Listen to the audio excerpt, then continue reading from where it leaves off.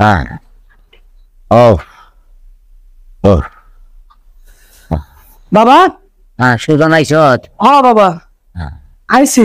তুই কোন বললি বাবা কোন সময় বাবা? এই মাত্র আইলে তো দেখতে পাচ্ছ না কখন আইছি। আর বাবা আমি তোমার সাথে এখানে ওইরকম কথাবার্তা বলার জন্য আসিনি, আমি তোমাকে দেখানোর জন্য আসিনি। হ্যাঁ। এখানে আমি আসছি আমার দরকারে। ক দেখো তুমি আমার বাবা, এটা আমার ভাবতেও ঘৃণা লাগে।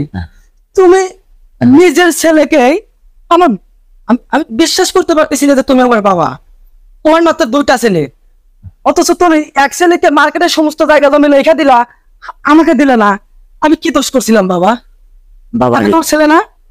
শোন সুজন তোরে ঢাকা ভার্সিটিতে লেখাপড়া করেছি বাবা, আর হৃদয় কামলা হিসেবে খাটাইছি বুঝতে, যে কারণে ওই হৃদয়ের ওই দোকানটি লিখে দিছি। এটা তো অপরাধ কেউ নেই বাবা। না বাবা, এটা তুমি অবশ্যই অপরাধ করছো। আমি সেই জন্য বলতেছি, আমি তোমার সাথে অত কথাবার্তা বলতে চাই না। এই যে আমি দলিল বানিয়ে দলিল নিয়ে আসছি, তোমার ছাপড় অস্তাপড় বাড়ি গাড়ি যা আছে এর সমস্ত কিছু তুমি এখন নগদ আমার নামে লিখে দিবা। শোন সুজন ওই হিসাব করে দেখা, ভার্সিটিতে করছো হিসাব করে মাদা হৃদয় আরো পায়। দেখো বাবা, তোমার বড় ছেলে কি করছে কি না করছে সেটা আমি শোনার জন্য এখানে আসি নাই। তুমি যদি আমার বাবা হয়ে থাকো, অবশ্যই তোমার এটা দায়িত্ব দুই ছেলেকে সমানভাবে ভাগ করে দেওয়া। তোমার যতটুকু সম্পত্তি আছে দুই ছেলেকেই দিবা। তো এখন বর্তমান তোমার ছাপড় অস্তাপড় যে সম্পত্তিটুকু আছে সব যদি আমার নামে লিখে দাও, তারপরে তোমার বড় ছেলেকে যা দিচ্ছে ওইগুলো সমান হবে না।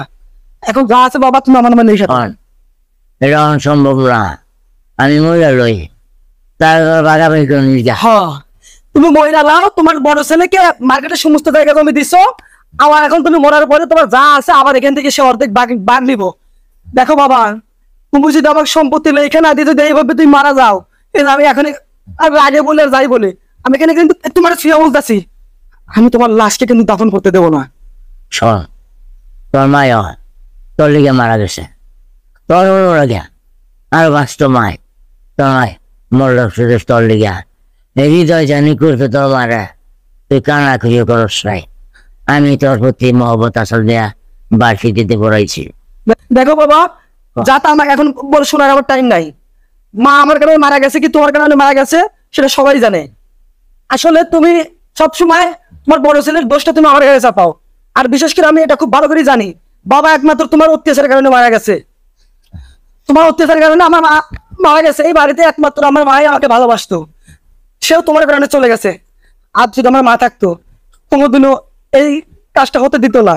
এখন তুমি যা আছে ওঠো, ওঠো বলছি, ওঠো, ওঠো। কথা কই এখানে তুমি সই করে দাও, এখানে সই করে দাও। লেখা বাবাদের লেখা আছে, তোমার ছাপার অস্তাপর যা সম্পত্তি আছে সব তুমি আমার নামে লিখে দিবা। দেখো বড় লিখে দাও। আর তুই এই যে চাকরি রয়েছে কথা, একবার তো বাড়িতে বাবার খবর নিলাম, 10টা দিন দিলি না। এই হৃদয় কি করছে, ওষুধ পানি সবই তো দেখ দিতে পারে। তুই কি তুই বল পুত্র মেয়ে, তুই পুত্র। দেখো বাবা, আমি যে টাকা চাকরি করে, আমি যে টাকা বেতন পাই, যে টাকা মাইনা পাই, সে টাকা দিয়ে আমার ওখানে বাসা ভাড়া দিয়ে খাওয়া খরচ দিয়ে ওটা পড়ায় যায়। আমি কি করে তোমাদেরকে দেবো? আর তাছাড়া কেন আমাকে এসে করো? টাকা পয়সা কি আল্লাহ আমাদের কম দিছে? এই যে প্রত্যেক মাসে মার্কেটে থেকে তুমি কত টাকা ভাড়া পাও, লাখ লাখ টাকা ভাড়া পাও, তারপরে তুমি আমি সামান্য মাত্র মাসে 1.5 লাখ টাকা বেতন পাই, এইখান থেকে তুমি টাকা চাও? হল এই তো পরীক্ষা তোর, তুই কয়টা দিস? এই যে আমার বড় গোড়ায় আমাদের বেরিয়েছে, সংসারে দেখা রয়েছে, সদাই বেতন বেরিয়েছে। আর তুই ঢাকায় এসে কি করতেছ? বউলে ভর্তি করতেছ। এইটা তুই আমার পুত্র? বুঝতে পারছি। আসল কথা, তুমি আমার কোনো সম্পত্তি আমাকে দেবে না। আর এই জন্যই আমি ইউনিয়ন পরিষদে যাবো, আমি চেয়ারম্যানের কাছে যাবো, আমি এটা নিয়ে বিচার করবো, তো আমি উপজেলা যাবো। তার কানায় পুড়িয়ে দেবো লাগে কেমন নিত, আমি মামলা করবো। তুই পারবি করে না। আমার কাছে যাবো, আমি মামলা করবো। থাকো, তুই আমার পুত্র না, যা তুই, তুই খুব পুত্র আমার, একটাই পুত্র আমার, বড় ছিলেন। ওর নাম সম্পূর্ণ লিখে দেন আমাকে, আমি আজকে যা, যা তুই যা। হ্যাঁ আল্লাহ, এইটা মানুষ আশা করি না বুড়া কামাই কাম